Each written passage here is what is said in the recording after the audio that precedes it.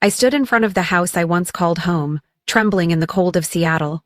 When my mother opened the door, she just looked at me and said, "Sorry, you must have the wrong house." Then she shut the door in my face. Not violently, just a firm, final shut, like the sound of a gavel closing a trial that never happened. I stood there, frozen, until my phone buzzed in my coat pocket. "Sophie." Before I could say a word, her voice came through, tilted, half laughing. "She thinks just because she pays rent, that automatically makes her family?" Said nothing, just hung up and opened my banking app. What happened next would leave them speechless. Before we dive deeper, tell me, where are you listening from right now? Leave a comment below so I can see how far this story travels. My name is Emily. I'm 29 years old and currently living in New York, where I work as a finance lead at a major investment firm, in a career I built with my own hands. From long nights working extra shifts, to mornings slurping instant noodles in an apartment the size of a walk-in closet. No privilege, no backing, no family launch pad like some people talk about. Just me and a stubborn will that refused to break. My family lives in Tacoma, a quiet suburb where middle-class families cling tightly to appearances. A two-story house with a porch strung in decorative lights. On the outside, it looked like a peaceful Christmas card. But behind that wooden door was a reality I pretended not to see for years. My mother, Barbara, is the type of woman who posts "family comes first" quotes on Facebook every weekend, then uses that same ideal to guilt her children into submission. She complains constantly about money, about the emotional sacrifice of being a single mom, even though dad is still around, yet somehow never misses her Friday appointments at the upscale nail salon and always has imported wine stocked in the kitchen. My dad, Ken, is quiet, the kind of man who chooses silence over conflict. Even when he sat at the dinner table, he felt more like a shadow, but voiceless. When Mom spoke, he nodded. When Mom decided, he stayed silent. His presence was like the floor, there, but no one noticed. And then there's Sophie, my younger sister, 24. She once studied art in Portland, but dropped out midway to find herself, which, in her case, meant spending 3 years at home, sleeping in until noon, painting a few abstract pieces, and calling herself a soulful artist. Meanwhile, the bills, for electricity, internet, even Dad's arthritis meds, all fell on me. I tried to understand. I used to think, she's young, she'll grow up. But eventually, I realized, when someone always clears the path ahead, no one ever learns how to walk. The bitterest part? While I sent money home every month covering most of the costs to keep that house running, in their eyes I was just the outsider with responsibilities. I wasn't in the family photos Sophie posted on Instagram, not a word in Mom's "so proud of my creative youngest daughter" captions. Not once had my mother ever called me just to ask, "Are you doing okay?" Every call started with, "I know you're busy, but," and ended with a request for a bank transfer. I don't remember exactly when I stopped being seen as a daughter and started becoming the invisible relief machine for the whole family. I was always the easy child, the one who never demanded anything, never talked back, never got my parents called into school for complaints. Since middle school, I knew how to make my own breakfast, study through shouting matches, and pretend not to hear my mother crying in the bedroom. I was also the first to get a part-time job, delivering newspapers, working as a cashier, tutoring, just to buy my own books and help Mom with some school expenses. Meanwhile, Sophie, the so-called pride of the family, grew up wrapped in a perfect little bubble. Every time she switched majors, Mom would post, "Not everyone is brave enough to search for who they truly are. So proud of my baby, girl." And every time Sophie quit something halfway, Mom would whisper to me, "She's sensitive. She needs time. You understand, don't you, Emily?" When my father, Ken, was laid off due to company downsizing, Mom didn't tell the relatives. To the outside world, our family was still fine. The lights stayed on, there was still wine on the table. Sophie still posted check-ins from the local hipster cafe with the caption, "Weekend vibes." But the truth? The one paying the mortgage every month was me. I didn't complain. I didn't ask for anything. I just thought, if I can do it, I should. Then came the electricity bills, Dad's medication, money for Sophie to start her own art project, which really meant renting a studio space she abandoned after 3 months. I sent thousands of dollars with a single tap on a banking app. And then came last Christmas. Mom called me in mid-December, her voice cheerful but vague. "I want this Christmas to be really special, but our budget's looking a little tight." I got the hint. And like always, I agreed to cover everything, from the tree, the lights, the roast, the cookies, to the presents under the tree labeled from Mom and Dad. Thought at the very least, this time I'd be invited to join the celebration. But no. When I asked if I should come home to Tacoma, Mom said, "The house might be a bit crowded, sweetheart. You're busy anyway, right? And besides, Sophie's going through a delicate phase." Instead of reacting, I laughed. I was used to it by now. But when the Christmas photos showed up on Facebook, Mom, Dad, and Sophie standing by the tree I paid for, smiling beside the feast I funded, I wasn't in them. Half joking, half not, I left a comment. "One holding the camera is also the one who paid for everything."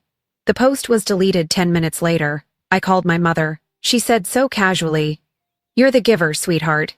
Do givers really need to be given to?" That time, I didn't laugh. That was when I started to realize the fine line between being someone who helps and someone who's being used. And in my family, I had crossed that line a long time ago, without even noticing. Another time, on my 28th birthday, there were no wishes, no calls. I tried to brush it off, but then I saw Sophie's Instagram story. She was with Mom, captioned, "Filling the soul with wine and real love." I took a screenshot and sent it to our family group chat with a short message. "Guess you were too busy healing to remember my birthday." No one replied. I still paid the mortgage. Then there was one weekend. I stopped by home unexpectedly, just for a short visit, no announcement. I was standing in the kitchen when I heard my mom talking on the phone with someone in the living room. I was about to call out to her until I heard this. "Emily thinks having money means she can control us, like we're supposed to bow down just because she throws us a few bucks." She laughed. A light, dismissive laugh full of contempt. I turned around, walked to my car, and drove away. No words. I had been wrong. I thought I was helping a family that loved me, but in reality, I was just an interest. Sophie was the daughter, and I was just a resource. And kindness, when unappreciated, quickly becomes a shackle. I used to believe that, no matter what, no matter how overlooked I felt, Christmas would still be the one time I was welcome. Turns out, I was wrong about that too. I had already booked my ticket to Tacoma in early December. I didn't tell anyone, didn't ask for permission. Part of me wanted to surprise them, but mostly I just didn't trust Mom's answers anymore. Every time I asked if I should come home, she had some excuse. "Sophie's in a sensitive place," or "The house is a mess right now, sweetie." But this year, I decided to choose for myself. On the night of December 24th, I stepped out of the Uber, dragging a small suitcase behind me, wrapped in a thick coat, but my heart felt colder than the Seattle wind. The old house looked exactly the same, red and green lights twinkling, a wreath hanging on the front door, and the warm scent of roasted chicken wafting from inside.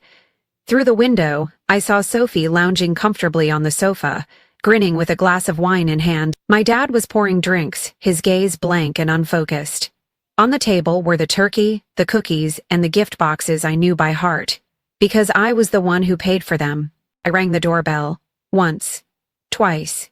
My mother's silhouette appeared behind the glass. She opened the door, stood squarely in the doorway, and looked at me as if she had never seen me before in her life. "Sorry, you must have the wrong house." I stood frozen. "Mom, it's me, Emily." "I don't recognize you. Merry Christmas." And then she closed the door. No slamming, no rush, just a soft, deliberate close, like a cold period at the end of a decades-long sentence I had carried for the sake of something we called family. Stood there, stunned, in pain, numb.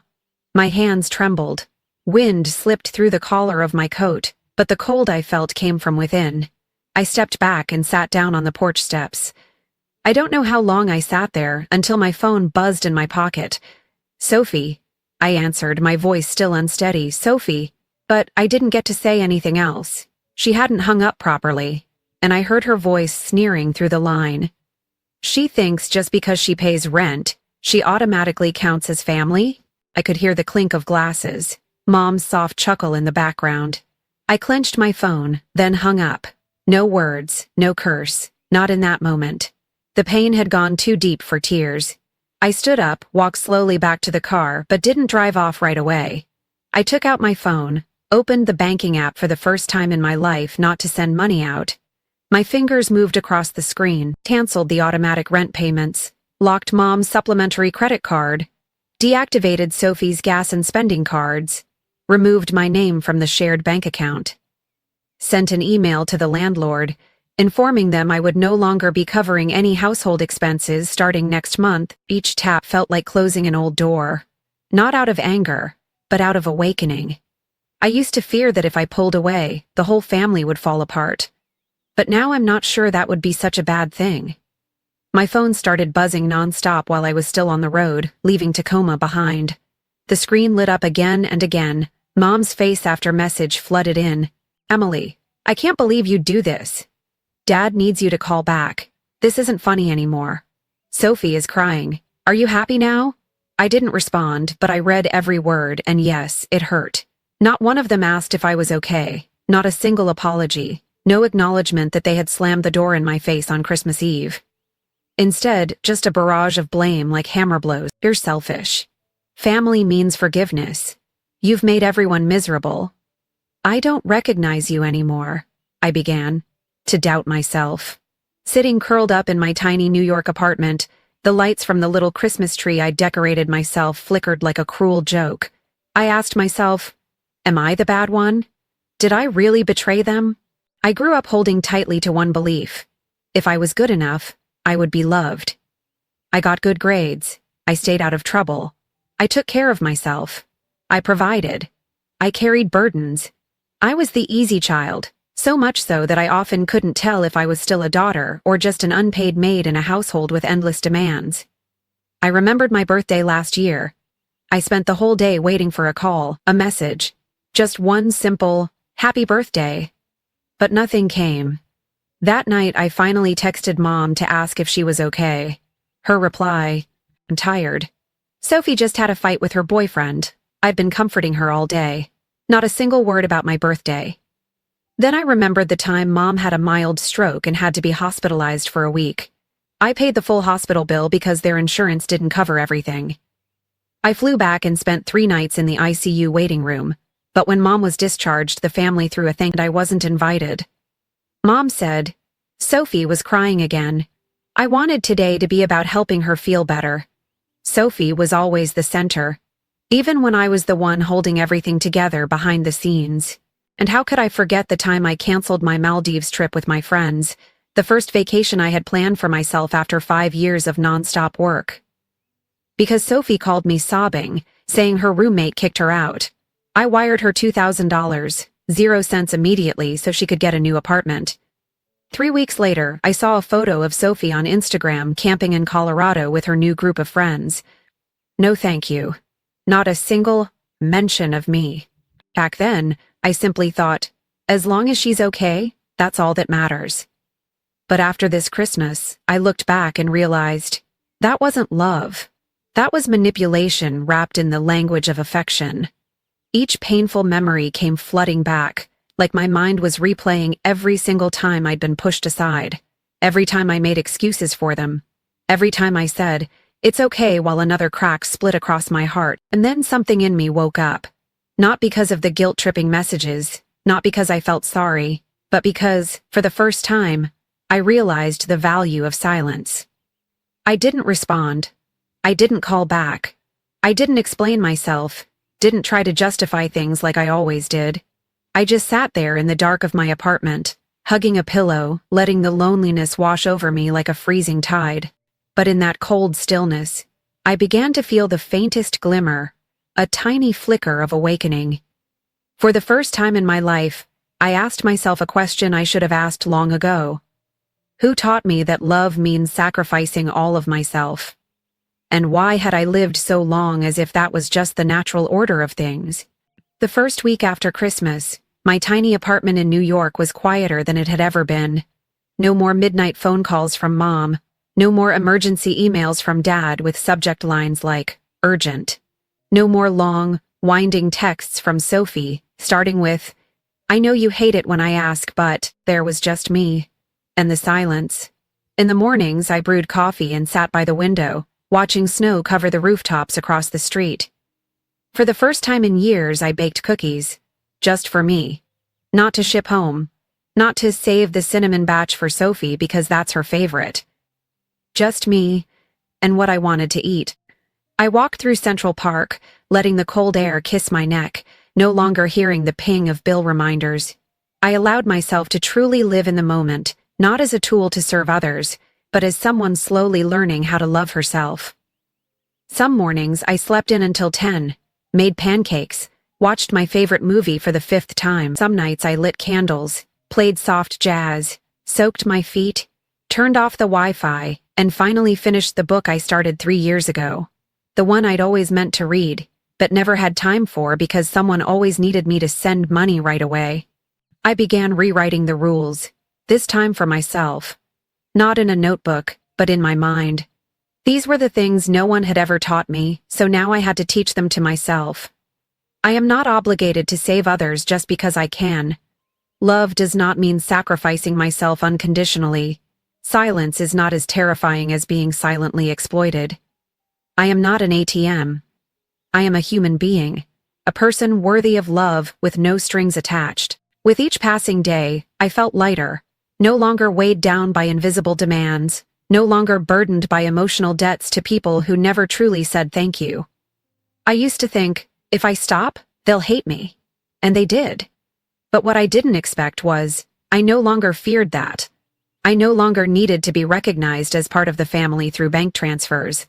I didn't need the fake praise that came only when I paid hospital bills, tuition, or covered birthdays on behalf of my mother. I didn't need a spot in the family photo they'd already edited me out of.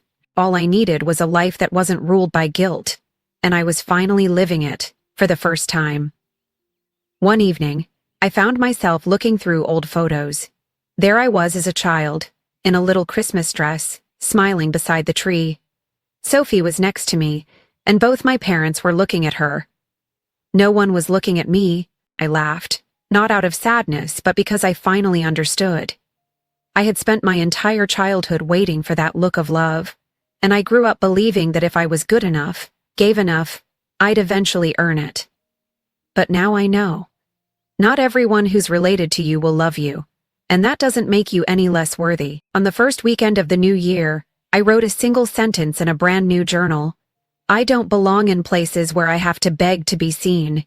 I closed the notebook, poured myself another cup of tea, and watched the snow drift gently outside. I don't know what the future holds, but I know this. I am no longer the person I used to be, and that alone, that simple truth, is enough to make me feel free.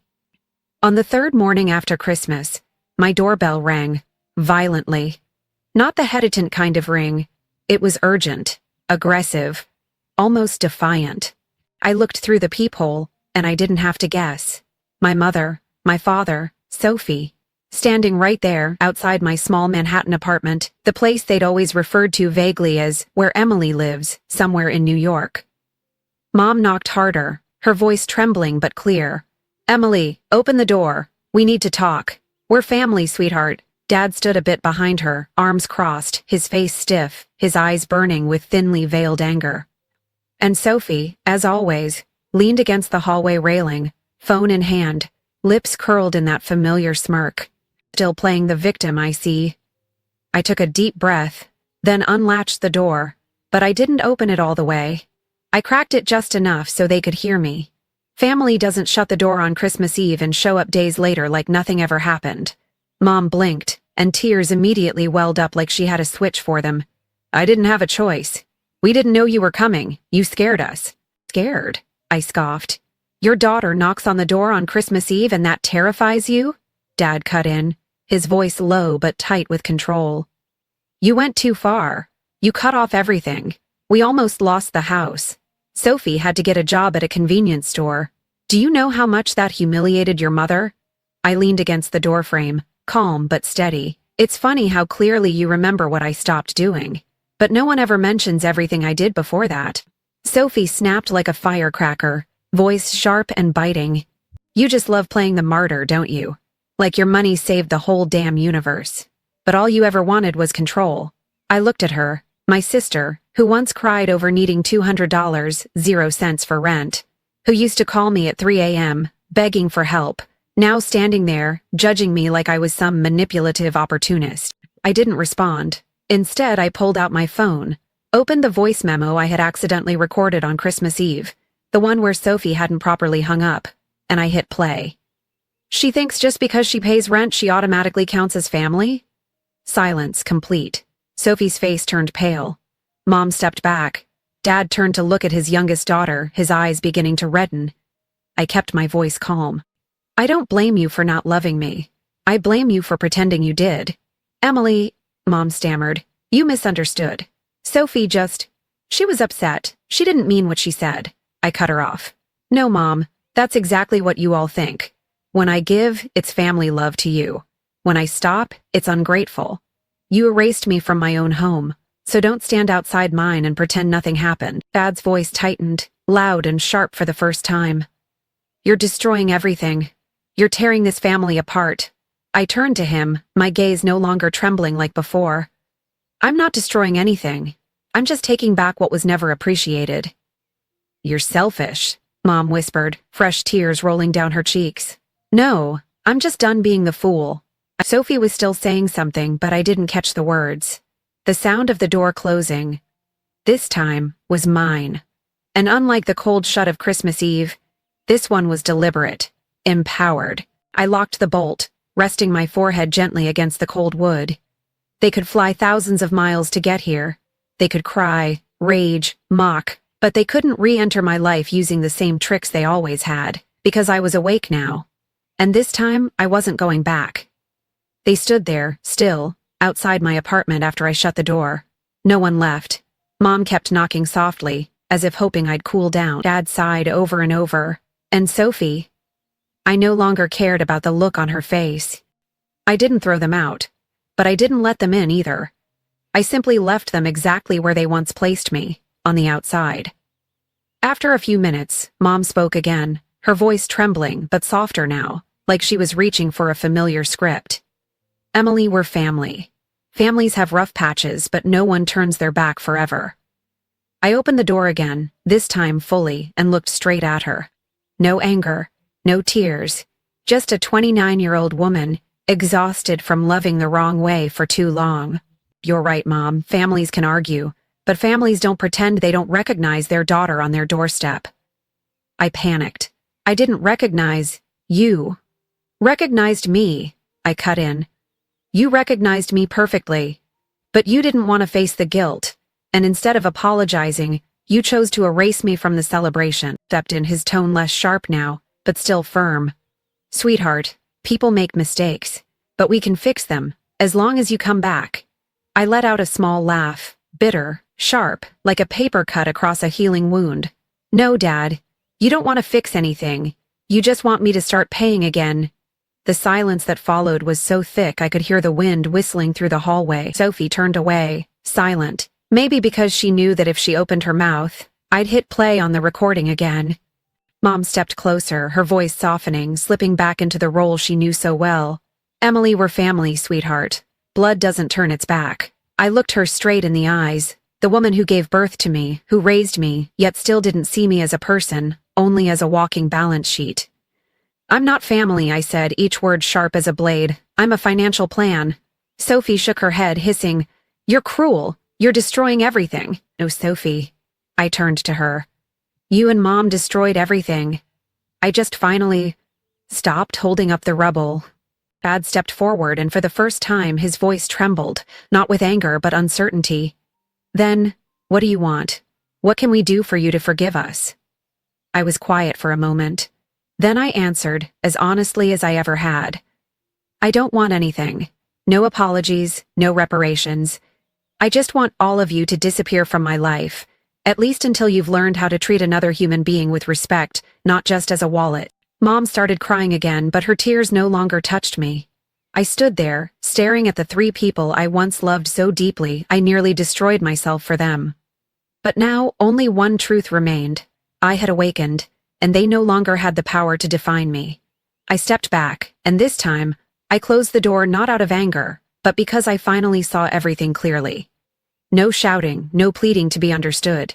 No need to prove anything. The door shut, softly, decisively. And to me, it sounded like the final curtain falling on a stage where I had played the lead for nearly 3 decades. I removed the key from my ring and dropped it into the small mailbox outside beneath the label that read, "Returning what no longer belongs to me." In that moment, I felt a strange lightness. Not because I'd done something painful, but because I had finally chosen myself. For the first time in my life, I wasn't hoping they would change. I just needed them out of my mind. And the cruelty they accused me of? Maybe it was simply the boundary I should have drawn a long time ago. 1 month after that final confrontation, I woke up to a stillness so pure it almost startled me. No phone ringing, no late-night texts, no one asking me to help just one more time, just soft sunlight spilling through the window of my tiny apartment, brushing the old wooden floor, and the quiet warmth of a life that finally belonged to me. I brewed coffee, put on soft music, and prepared for the weekend like it was any other ordinary day. But then my phone buzzed. A new message, from a familiar number I no longer had saved. "Emily, it's Mom. We've lost everything. Your father and I are fighting constantly. Sophie's working at a supermarket. Your dad blames me. I'm sorry. Please come home. I really mean it this time." I stared at the message for a long while. Not angry, not bitter, just silent. Then I hit delete. Not because I wanted to erase my mother from my life, but because there was nothing left I needed to hold on to. I walked over to my bookshelf and pulled out an old photo album wedged behind stacks of financial documents and rental agreements. I hadn't touched it in years. The first page held a photo of me, 9 years old in a wrinkled red dress, standing by the Christmas tree. Next to me was Sophie, chubby-cheeked, held in Mom's arms. Dad was crouched, arranging presents under the tree. In the frame, everyone looked at each other except me. I looked straight at the camera, smiling brightly, as if I truly believed I was right where I belonged. I flipped through more pages. My 16th birthday. I lit my own candles while Mom cooked, Dad watched TV, and Sophie cried because she couldn't cut the cake first. Graduation. I stood in my green gown, holding a diploma. No one was in the photo with me. The family had gotten stuck in traffic. I sat down, viewing those memories like an outsider. No more pain, no more longing, just a chapter of the past I had finally walked beyond. I closed the album and placed it back on the highest shelf, where it belonged. A chapter closed, not torn out, but no longer relived. Outside, snow had begun to fall. I put on my coat, wrapped a scarf around my neck, and stepped out into the street. The air was crisp, but my heart felt strangely warm. Not because someone loved me more, but because, for the first time, I no longer felt like I had to earn love to be worthy of it. I walked through the park. Snow blanketed the pathways. Trees stood bare as if shedding old burdens. People say winter is a season of decay, but to me it felt like cleansing. Cold yet necessary, still yet purifying. Each step I took felt like shedding an old chain. No more duty disguised as affection. No more identity tied to usefulness. No more asking myself, have I been good enough? For so long I wondered why I wasn't loved like Sophie, praised like her, favored like her. But now I know, real love doesn't require performance. It comes from those who see your worth, even when you give them nothing in return. I no longer blame my mother, my father, or Sophie. Each of them lived the only way they knew how, but I had spent too long seeking approval from people who never learned how to love. Now I don't need their forgiveness. I need to forgive myself. Forgive myself for waiting too long, for forgetting who I was, for confusing love with endurance. New York's winter air was sharp but bright. I stopped in the middle of a soft bed of snow, lifted my face to the silver sky and smiled, for the first time, not because someone needed me, but because I chose myself. I'm no longer Emily, the one who holds it all together. I'm just Emily, a whole, independent woman, and finally truly free. If you've ever sacrificed your peace just to make someone else comfortable, please remember, setting boundaries isn't selfish.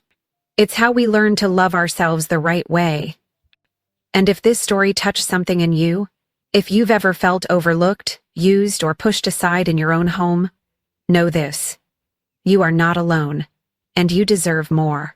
Don't forget to like this video if you felt seen, share it with someone who might need a wake-up call, and hit subscribe so you never miss another deeply human story, where together we heal, grow, and rise for the lives we deserve.